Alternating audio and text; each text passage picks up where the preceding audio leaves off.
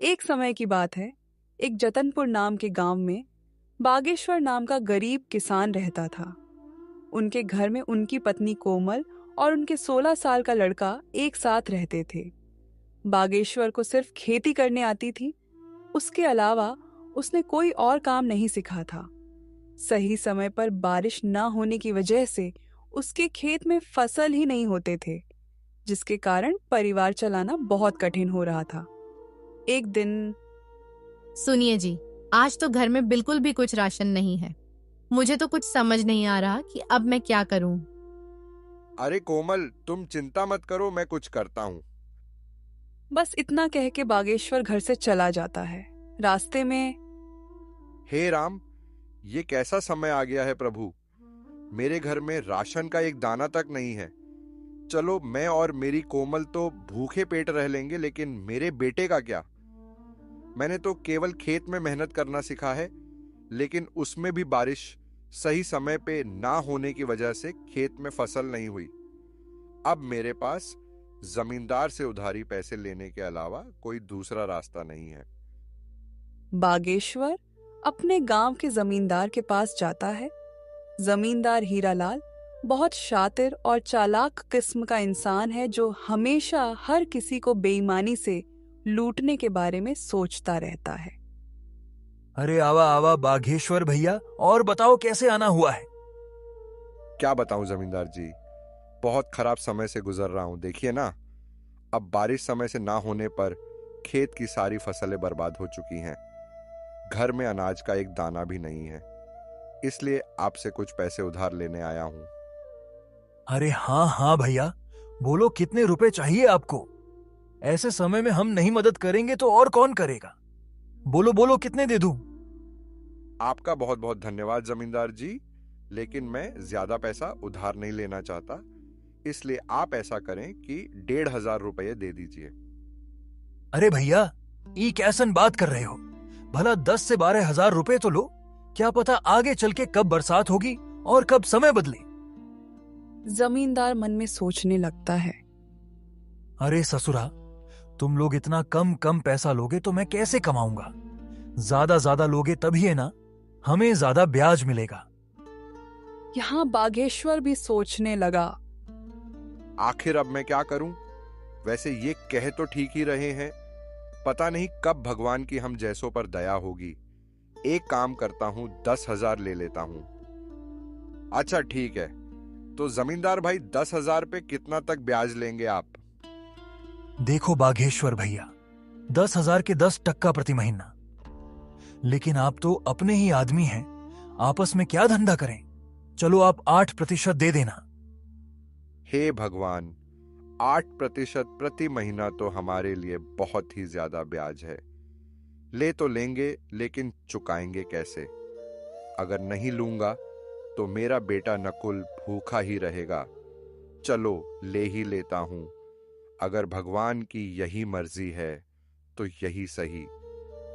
अरे बाघेश्वर भैया, क्या हुआ, क्या सोच रहे हैं। ब्याज के बारे में तो नहीं सोच रहे हैं। हाँ जमींदार भाई, इतना ब्याज कैसे। अरे कोनो चिंता की बात नहीं है। देखिए आप तो अपने हैं, आराम से चुकाइएगा। कहिए क्या कहते हैं। अच्छा ठीक है, दे दीजिए।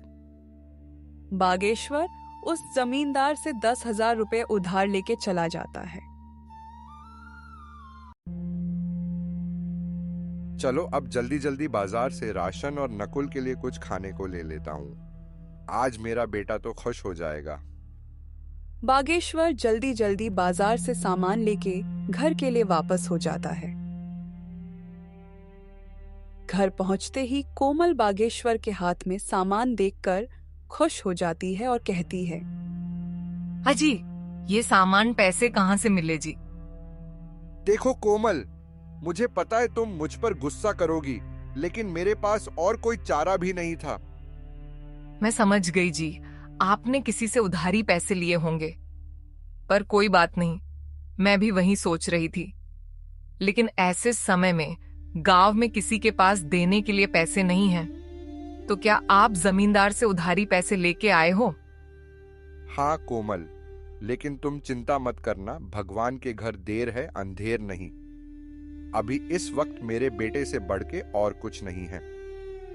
हाँ, आप कह तो सही रहे हो, लेकिन वह जमींदार बहुत चालाक और बेईमान है। वह बहुत ज्यादा ब्याज लेता है और समय पे पैसे ना देने पर खेत या घर छीन लेता है। आपने कितने रुपए उधार लिए? मैंने तो 1,500 ही मांगे थे, पर उसने कम से कम 10,000 या उससे ऊपर लेने बोला, इसलिए मैंने 10,000 ले लिए। सुनो ना कोमल, अब मेरे बेटे के आने का टाइम हो गया है। मैंने ये कुछ सामान लाया है, जाओ सबके लिए कुछ अच्छा सा बना दो। जी, आज तो मेरा बेटा खुश हो जाएगा। इतना कह के कोमल रसोई में चली जाती है। कोमल ने बहुत ही स्वादिष्ट खाना बनाई। खाने की खुशबू पूरे घर में महक रही थी। वाह कोमल, तो अपने बेटे की मनपसंद खीर बना रही हो।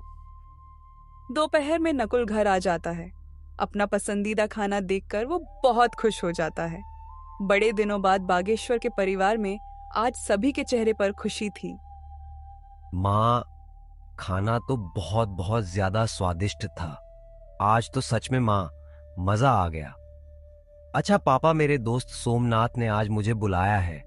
कह रहा था कि आज वो मुझे अपने पापा से मिलवाने वाला है, इसलिए मैं वहां जा रहा हूं। 1-2 घंटे में वापस आ जाऊंगा। ठीक है बेटा, जाओ, लेकिन संभल के जाना और संभल के आना, ठीक है? हाँ पापा, आप फिक्र मत करो, मैं अच्छे से जाऊंगा और अच्छे से आऊंगा।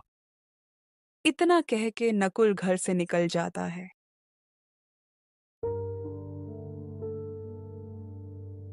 भगवान, मैं जानता हूं कि हमारे खेत में थोड़ा भी फसल नहीं हुआ है और मेरे पिताजी सिर्फ मेरे लिए पैसों का इंतजाम किए हैं।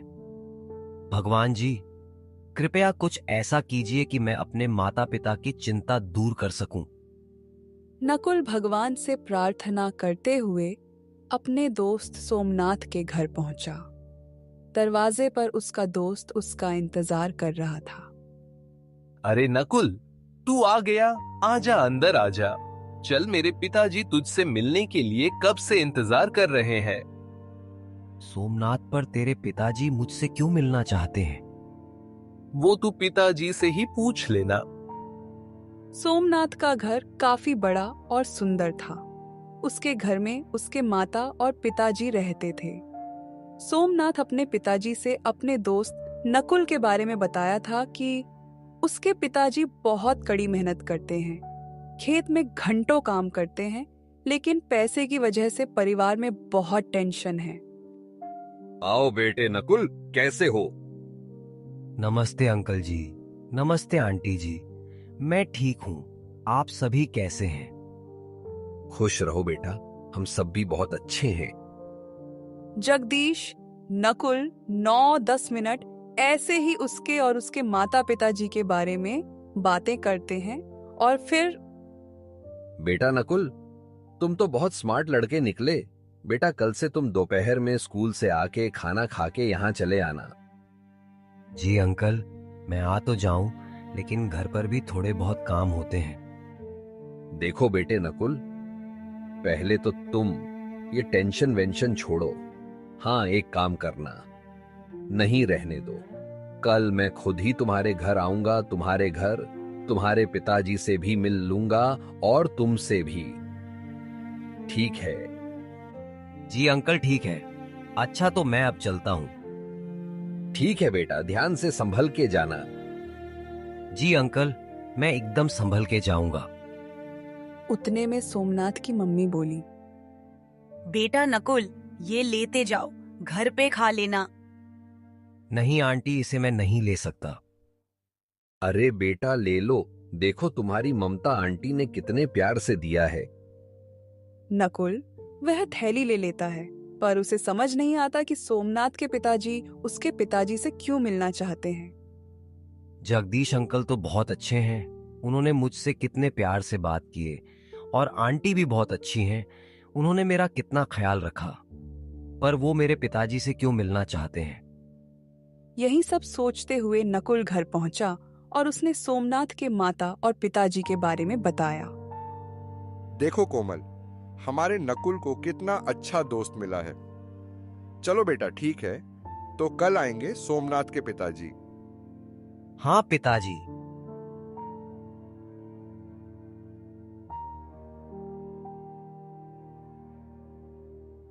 अगले दिन दोपहर में सोमनाथ अपने पापा को नकुल के घर ले आया।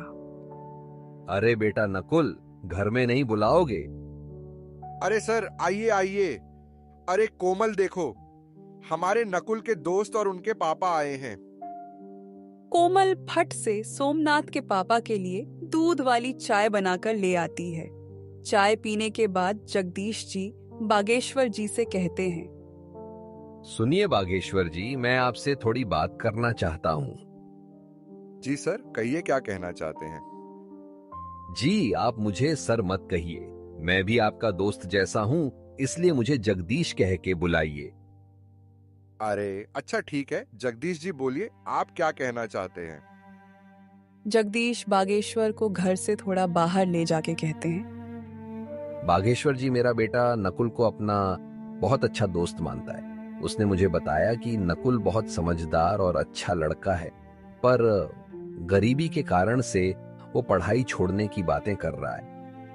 भगवान की दया से अब जाके हमारा सोमनाथ खुश रहने लगा है, नहीं तो पहले वो सिर्फ अकेला ही रहता था, क्योंकि उससे कोई दोस्ती ही नहीं करता था। अब क्योंकि आपके नकुल के कारण से मेरा बेटा खुश है, इसीलिए मैं उसकी पढ़ाई की फीस भरना चाहता हूं। आप अब टेंशन भूल जाइए, समझे? बागेश्वर की आंखों में आंसू आ जाते हैं। आपका बहुत बहुत धन्यवाद जगदीश जी, आपने मेरी चिंता दूर कर दी। बस उस दिन से नकुल की पढ़ाई की चिंता दूर हुई।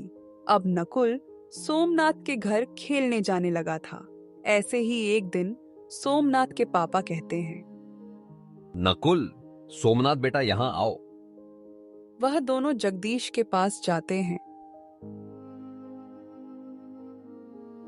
बेटा तुम दोनों बताओ, तुम में से कौन शेयर मार्केट के बारे में जानता है? नकुल बेटा, पहले तुम बताओ।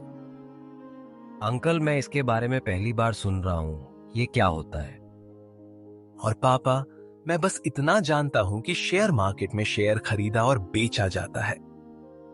अच्छा सुनो, अब कल से तुम दोनों मेरे साथ आधा घंटा बैठोगे।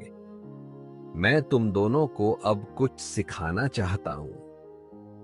ये सब के बारे में नकुल को जरा भी समझ नहीं आता है, लेकिन उसको जानने की बहुत इच्छा थी।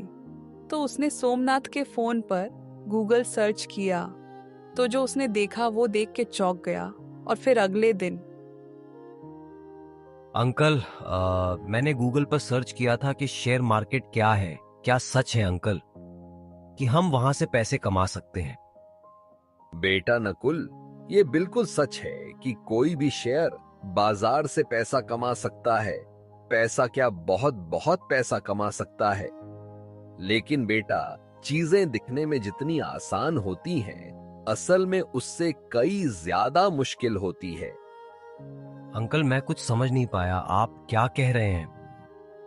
मैं ऊपर वाले कमरे में जा रहा हूं, अपने दोस्त को लेकर वहीं आ जाओ, मैं अब सब कुछ वहीं बताऊंगा। ठीक है अंकल। उसके बाद 5 मिनट में नकुल और सोमनाथ ऊपर वाले कमरे में जाते हैं। वहां वो लोग देखते हैं कि एक बहुत बड़ा कंप्यूटर है, एक लैपटॉप है, एक टैबलेट पर बहुत सारे अलग अलग चार्ट खुले हैं। मिनट मिनट में लाल या हरी मोमबत्तियां बन रहे हैं। उन्हें ये सब कुछ समझ नहीं आता, लेकिन नकुल को इतना मालूम पड़ चुका था कि ये शेयर मार्केट कुछ तो है। वो दोनों जगदीश से पूछते हैं, पापा, ये क्या है? मैं आज तक नहीं जानता था कि आपके कार्यस्थल पर इतना बड़ा कंप्यूटर है। दरअसल आपका इतना बड़ा ट्रेडिंग सेटअप है। हाँ सोमनाथ, ये मेरा ट्रेडिंग सेटअप है, मैं यही काम करता हूं। लेकिन बेटा, तुम्हें कभी यहां आने की जिज्ञासा ही नहीं थी, इसलिए हमने भी तुम्हें कभी इस बारे में नहीं बताया। लेकिन अब तुम्हें देख के ऐसा लग रहा है कि तुम्हें ये सब बहुत पसंद आया है और शायद तुम इसके बारे में और जानना चाहते हो। हाँ अंकल, सिर्फ सोमनाथ ही नहीं, मैं भी बहुत उत्साहित हूँ शेयर बाजार के बारे में जानने के लिए। बिल्कुल बेटा नकुल, क्यों नहीं। मैं यही तो तुम्हें और सोमनाथ को बताना चाहता था कि शेयर बाजार की दुनिया बहुत बड़ी है। इसमें अगर महानता हासिल कर ली जाए तो उसकी जेब में हजारों लाखों में हमेशा रहे। अच्छा, तो तुम दोनों अब यहां से जाओ, नीचे खेलो। लेकिन हाँ, कल से मैं तुम दोनों को थोड़ा थोड़ा बाजार के बारे में बताना शुरू करूंगा। पापा, मुझे पता है कि अब मेरा दोस्त इसे सीखने के लिए बहुत उत्साहित है। अब उसका खेलने में मन नहीं लगेगा। उसका क्या, मेरा भी नहीं लगेगा, क्यों नकुल? हाँ अंकल, प्लीज अभी से सिखाना शुरू कर दीजिए ना। वैसे भी अभी कोई जरूरी काम नहीं है, तो हम फ्री ही हैं। बच्चों की अंदर की ये जिज्ञासा देखकर जगदीश मन ही मन खुश हो जाते हैं। लेकिन बेटा, इसे सिखाने के लिए मुझे सोचना पड़ेगा कि शुरुआत कैसे और कहां से करूं। इसलिए शुरुआत तो कल से ही होगी। लेकिन अब तुम दोनों इतना कह रहे हो तो थोड़ी बुनियादी बातें बता ही देता हूं। जगदीश जी उन्हें एक जगह बिठाते हैं और कहते हैं, बेटा सुनो, पहली बात अच्छे से समझो कि शेयर मार्केट क्या है, यानी इंग्लिश में व्हाट इज शेयर मार्केट। तो ये एक इंटरनेट पे ऐसा जगह होता है जहां दुनिया के हजारों लाखों कंपनियां एक जगह पर रजिस्टर्ड होती हैं। यहां सभी कैटेगरीज की कंपनियां होती हैं, टेक्नोलॉजी से लेके बैंक तक। यहाँ पे सामान जैसे कमोडिटी कहते हैं, जिनमें गोल्ड, सिल्वर, क्रूड ऑयल और भी चीजें होती हैं।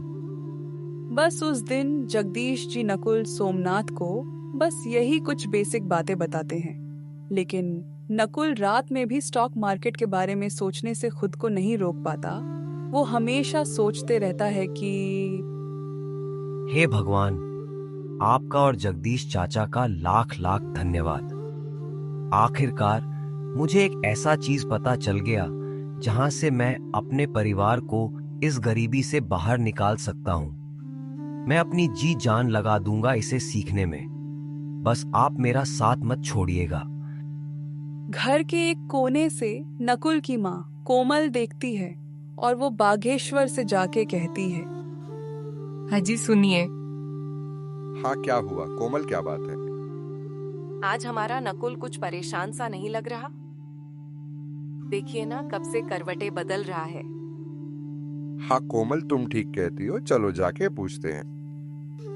बागेश्वर और कोमल दोनों नकुल के पास जाके पूछते हैं, बेटा नकुल, ओ नकुल, क्या बात है बेटा? नींद नहीं आ रही, कोई बात है तो हमें बता सकता है।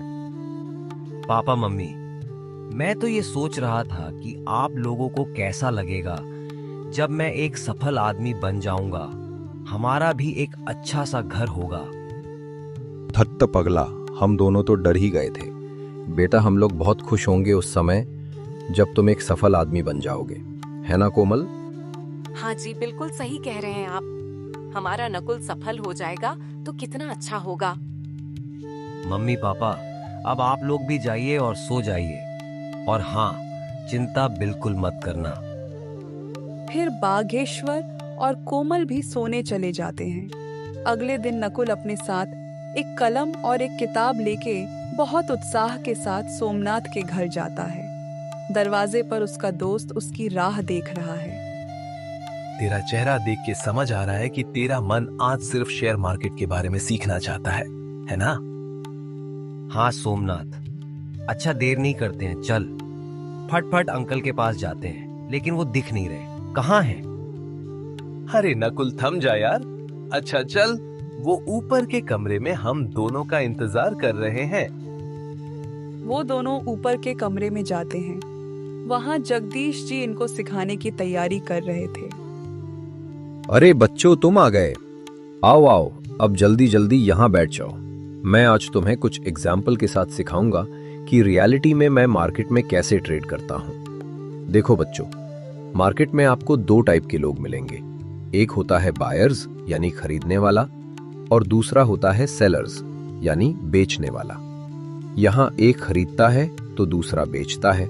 अब आगे सिखाने से पहले मैं तुमको 3 पिलर्स ऑफ सक्सेस बताना चाहता हूँ। क्या तुम दोनों में से कोई पॉइंट्स बता सकते हो? नकुल पहले हाथ ऊपर करता है और कहता है, हाँ अंकल, मैं जानता हूँ। वो 3 पॉइंट्स है, डिसिप्लिन, कंसिस्टेंसी और पंक्चुअलिटी। शाबाश बेटा, बहुत बढ़िया। अब मैं ये बताता हूँ कि तुम इस मार्केट में सक्सेसफुल बनने के लिए कैसे अप्लाई कर सकते हो। देखो बेटा, सबसे पहले डिसिप्लिन, जिसका मतलब होता है किसी भी काम का एक प्रॉपर स्ट्रक्चर होता है। तुम्हें उसके हिसाब से ही वो काम करना चाहिए। जैसे मार्केट में हर एक काम करने का सही तरीका होता है। अगर उसके हिसाब से काम किया जाए तो काम हमेशा सही होता है। उतने में सोमनाथ कहता है, पापा, आगे का 2 पॉइंट्स मैं बताऊं? बिल्कुल बेटा, बताओ। पापा, कंसिस्टेंसी का मतलब होता है किसी भी काम में कंसिस्टेंट रहना, और लास्ट पॉइंट है पंक्चुअलिटी, जिसका मतलब होता है टाइम टू टाइम, यानी समय पे हर काम हो जाना चाहिए। पापा, ये 3 पॉइंट्स के हिसाब से अगर हम मार्केट में रहते हुए अपने डिसिप्लिन को फॉलो करते हैं और दूसरे काम में कंसिस्टेंसी और पंक्चुअलिटी बनाए रखते हैं, तो हम एक सफल ट्रेडर या इन्वेस्टर बन सकते हैं। क्या मैंने सही बोला पापा? अरे बेटा, तुम बिल्कुल सही बताए हो, लेकिन तुमको पहले से ये सब पता है? हाँ पापा, हमको इसके बारे में कॉलेज में पढ़ाए थे और शेयर मार्केट के बारे में मैंने भी थोड़ी बहुत रिसर्च की थी। उसके अगले 30-40 दिन में जगदीश जी ने बच्चों को शेयर मार्केट के बारे में सब बता दिया था। जैसे मार्केट में कब खरीदना है, कब बेचना है, ट्रेड कैसे लेते हैं और बाकी के चीजें। एक दिन सुबह में सोमनाथ और नकुल एक साथ कुछ बातें कर रहे होते हैं। उतने में जगदीश जी उन्हें बुलाते हैं। बेटा सोमनाथ और नकुल, मेरे साथ ऊपर आओ। वो दोनों उनके साथ ऊपर जाते हैं और फिर उन्होंने कहा, आज तक तुम दोनों ने बहुत कुछ सीखा है और उसको पूरे डिसिप्लिन, कंसिस्टेंसी और पंक्चुअलिटी होके पेपर ट्रेडिंग में प्रैक्टिस भी की है। अब बारी है रियल पैसे से ये सब करना। आज मैं तुम दोनों का डीमैट अकाउंट बनाऊंगा और तुम दोनों के डीमैट अकाउंट में 2-2 लाख का कैपिटल डिपॉजिट करूंगा। तुम्हें उसका इस्तेमाल करके अपना कैपिटल बड़ा बनाना है। लेकिन बेटा, कहीं पे भी अपने पैसे को इन्वेस्ट या ट्रेड करने से पहले अपने रिस्क को मैनेज करना, फिर आगे स्टेप लेना। उस दिन से नकुल और सोमनाथ दोनों ने मार्केट में पैसे से काम चालू किया। शुरुआत में दोनों ने डर डर के कैपिटल को यूज किया, लेकिन कुछ ही हफ्तों में वे कॉन्फिडेंट हो गए। अब वह दोनों धीरे धीरे छोटे छोटे प्रॉफिट्स बुक करने शुरू कर दिए थे। लेकिन एक दिन, यार ये पेनी स्टॉक में पैसा इन्वेस्ट करूं या नहीं? सिर्फ 2 रुपए का एक शेयर है, मैं आराम से 30,000 शेयर खरीद सकता हूं। 1-2 रुपए भी बढ़ गया तो बहुत अच्छा प्रॉफिट होगा। यहाँ नकुल ने गलती की। उसने कंपनी के बारे में रिसर्च नहीं किया। उसने सिर्फ प्रॉफिट को देखा और लालच में उसने वो शेयर खरीदे ली। खराब किस्मत से उस स्टॉक की कीमत 1.5 रुपए से गिर गई। हे भगवान, ये मैंने क्या किया? ये कैसे हो गया? मुझे ऐसा नहीं करना चाहिए था। मैंने अपने रिस्क मैनेजमेंट पर ध्यान नहीं दिया, डिसिप्लिन को फॉलो नहीं किया। 45,000 का नुकसान। अब मैं क्या करूं? उतने में गांव का जमींदार हीरालाल अपने आदमी के साथ आ जाता है।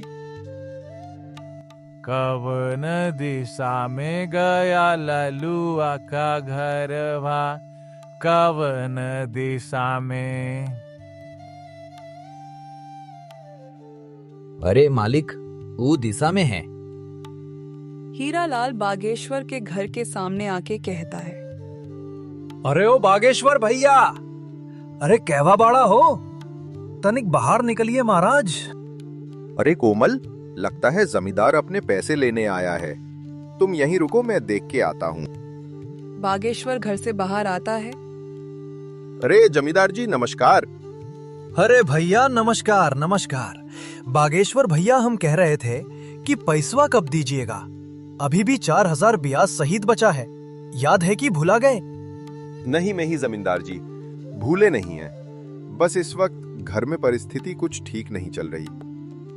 मुझे 1-2 महीने का और समय दे दीजिए, मैं आपके बचे हुए पैसे ब्याज के साथ चुका दूंगा। देखिए बागेश्वर भैया जी, आपको समय चाहिए तो ले लीजिए, लेकिन आज से उस पे 25% ब्याज लगेगा, समझ गए? उतने में नकुल की आंख खुली। उसने माँ से पूछा, माँ, ये शोर कैसी है? बेटा, 1.5 साल पहले तुम्हारे पापा उस जमींदार से पैसे लिए थे। हमें कुछ पैसे अभी देने बाकी है, वो वही मांगने आया है। नकुल घर से बाहर आता है और जमींदार से कहता है, प्रणाम जमींदार जी। अरे खुश रहा बचवा, हमेशा सम्मानित जीवन जियोगे तुम। तनिक अपने पिताजी से कहिए हमरा पैसा लौटा दे जल्दी से। नकुल अपनी जेब से मोबाइल निकालता है और कहता है, कहिए जमींदार जी, आपके ब्याज सहित कितने रुपए हुए हैं? हाँ बबुआ, तुम दोगे का बताओ। हाँ कहिए, कितने हुए? ए जी सुनो, हमको जरा डायरिया दो, जरा चेक ना करना पड़ेगा। जमींदार डायरी में देखता है और कहता है, देखा बबुआ, आपके 4,000 रुपया पर 8% ब्याज के साथ 1.5 साल का होता है, सिर्फ 4,576 रुपया। आप अकाउंट नंबर बोलिए, मैं अभी पूरे पैसे आपके अकाउंट में ट्रांसफर कर देता हूँ। हीरालाल अपना अकाउंट नंबर बताता है। नकुल ब्याज सहित पूरे पैसे उसके अकाउंट में ट्रांसफर कर देता है। मैसेज आने के बाद जमींदार वहां से चला जाता है, लेकिन यहाँ बागेश्वर को समझ नहीं आ रहा था कि नकुल के पास पैसे कहाँ से आए। तो उसने नकुल से पूछा, ए नकुल बेटा, ये तुम कैसे किए? हमारा मतलब है कि तुम्हारे पास इतने पैसे कहाँ से आए? इतने में कोमल कहती है, अरे क्या हुआ जी? मम्मी पापा, देखिए आप दोनों शांत हो जाइए। अब आपका लड़का इंटरनेट की मदद से पैसे कमा रहा है, बस वहीं से कुछ पैसे बचा कर रखे थे तो वही दे दिए, समझे पिताजी? अब आप बस चिंता मुक्त हो जाइए। ये तुम क्या कह रहे हो? ऐसा भी भला होता है क्या? इंटरनेट से कैसे कोई पैसा कमा सकता है? पापा, जगदीश अंकल मुझे और सोमनाथ, हम दोनों को शेयर मार्केट में काम कैसे करते हैं सिखाए थे। बस मम्मी पापा वहीं से हम थोड़े बहुत पैसे कमा रहे हैं। लेकिन अब आप लोग अपने सपने सजाने शुरू कर दीजिए, क्योंकि अब हमारा भी समय बदलने वाला है। ये सुन के कोमल और बागेश्वर दोनों ही बहुत खुश होते हैं। अगले दिन जब नकुल जगदीश जी से मिला तो उसने बहुत ही नरम आवाज में उनसे कहा। उसकी आंखों में थोड़े बहुत आंसू भी थे। अरे नकुल बेटे, इसमें कोई बड़ी बात नहीं बेटा, ऐसा होता रहता है। लेकिन जब तुम अपने आप पर कंट्रोल रखोगे, वो 3 पॉइंट्स को जितना फॉलो करोगे, तुमसे ये सभी गलतियां उतनी ही कम होंगी और तुम्हारा पोर्टफोलियो उतना ही बड़ा होगा, समझे ना बेटा? इसलिए अब ये सब भूल जाओ, ठीक है? और जितने पैसे बचे हैं उतने से ही फिर शुरुआत करो। ऐसा सुनने के बाद नकुल को थोड़ा अच्छा लगता है और वो उस दिन से कहीं भी अपने पैसे को इन्वेस्ट या ट्रेड करने से पहले बहुत अच्छी तरह से सोचता है। ऐसे करते करते 6 महीने बीत जाते हैं। अब सोमनाथ का 2 लाख रुपया अब 9 लाख और नकुल का 2 लाख 7.5 लाख बन चुके थे। एक दिन रात में नकुल ऐसे ही न्यूज पढ़ रहा था, तभी उसने एक बिटकॉइन के बारे में आर्टिकल पढ़ा और फिर वो सोचने लगता है। ये आर्टिकल पढ़ने के बाद मार्केट में बिटकॉइन का दाम गिरेगा और बहुत से लोग जिनके पास पहले से बिटकॉइन होंगे वो बेचेंगे, जिसके कारण से बिटकॉइन का वैल्यू बहुत कम हो जाएगा। अभी एक बिटकॉइन का वैल्यू 19,500 रुपए है। चलो, जैसा होगा हम उस हिसाब से रिस्क को मैनेज करते हुए काम करेंगे। चलो, अभी सो जाता हूं। अगले दिन सुबह में, सुनो माँ, मैं सोमनाथ के यहाँ जा रहा हूँ। सुनो बेटा, वही टेबल पर मैंने खीर डब्बे में पैक करके रखे हैं, अपने दोस्त के लिए लेते जाना। जी मम्मी, मैं ले जा रहा हूँ। और हाँ, संभल के जाऊंगा और संभल के वापस आ जाऊंगा। उस दिन वो सोमनाथ और जगदीश जी से उस समाचार के बारे में बात करता है और फिर जगदीश जी कहते हैं, बेटा नकुल, मुझे अच्छा लगा कि तुम अब सोचने के बाद डिसीजन लेते हो। देखो बेटा, तुम्हें जो सही लगे वैसा ही करना। उसी दिन शाम को ये न्यूज का असर मार्केट पर दिखने लगता है। सभी लोग पैनिक में अपने बिटकॉइन बेचने लगे हैं। रात में करीब 10 बजे के आसपास उसकी कीमत 68% से गिर गई। अब एक बिटकॉइन की कीमत 6,240 रुपए थी।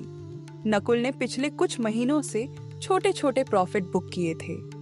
रिस्क लेने के लिए तैयार था, इसलिए उसने रात में 40 बिटकॉइन खरीद लिए और फिर सो जाता है। अगले दिन वो अपने पापा के साथ खेत में काम करने जाता है। वहाँ वो उनके साथ काम करता है। वो भविष्य के बारे में सोचने लगता है, कैसे वो अपने गांव के किसानों की मदद कर सकता है।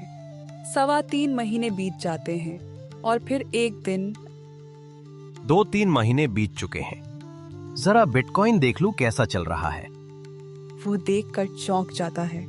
उसने देखा कि एक बिटकॉइन का दाम पिछले 1 महीने में जहाज जैसा ऊपर उठा है। उस दिन एक बिटकॉइन की कीमत 3.5 लाख रुपए थी। 40 बिटकॉइन के हिसाब से 1,40,00,000 का प्रॉफिट दिख रहा था। वो अपने मम्मी पापा का आशीर्वाद लेता है, लेकिन उनसे कुछ बताता नहीं है कि क्या हुआ है। जैसे ही वो जगदीश जी से मिलता है, वो और सोमनाथ समझ जाते हैं। नकुल, मैं और पापा समझ गए। तेरे चेहरे की खुशी देख के बता सकता हूँ कि बड़ा प्रॉफिट बुक किया है। भाई, यहाँ मेरा दिल 180 का रफ्तार पकड़ लिया है। मैंने जैसे ही देखा यहाँ चले आया। क्या हुआ बेटा, तुमने अभी बुक नहीं किए हो? नकुल अपने मोबाइल में प्रॉफिट दिखाता है। जगदीश जी और सोमनाथ दोनों चौंक जाते हैं। अरे वाह नकुल बेटे, 1,40,00,000 का प्रॉफिट, इतना तो मेरा और सोमनाथ का मिला के भी नहीं होगा। हम तुम्हारे लिए बहुत खुश हैं। अरे वाह मेरे दोस्त, अब आगे क्या सोचा है तूने? अंकल, मैं सोच रहा हूँ कि 30 बिटकॉइन का प्रॉफिट बुक कर लूं और बाकी के 10 को होल्ड करूं। ये तो बहुत अच्छी बात है बेटे। अब चलो तुम्हारे मम्मी पापा को खुशखबरी देते हैं। इतने में सोमनाथ की मम्मी आ जाती हैं और कहती हैं, अरे कौन सी खुशखबरी की बात हो रही है? वो सभी नकुल के लिए बहुत खुश होते हैं और मिठाई का डब्बा लेके उसके घर पहुंचते हैं। दरवाजे पे कोमल उन सबको आते हुए देखती है। वो सबने उनको जो भी हुआ उसके बारे में बताते हैं। क्या बात कर रहे हो जगदीश जी? अरे सुनती हो कोमल, अब हमारा बेटा करोड़पति बन गया है। सब बहुत खुश हो जाते हैं। नकुल और सोमनाथ ने मिलके गांव में सोलर पैनल लगवाए और बोरिंग करके उसमें पावर मशीन लगवाते हैं, जिसकी वजह से अब गांव के किसानों की पानी की चिंता खत्म हुई। अब वो गांव के हर आदमी को बताते हैं कि पैसे सिर्फ खेती में काम करने से नहीं, दिमाग से भी कमाए जा सकते हैं। इसलिए अपने बच्चों को जरूर पढ़ाएं।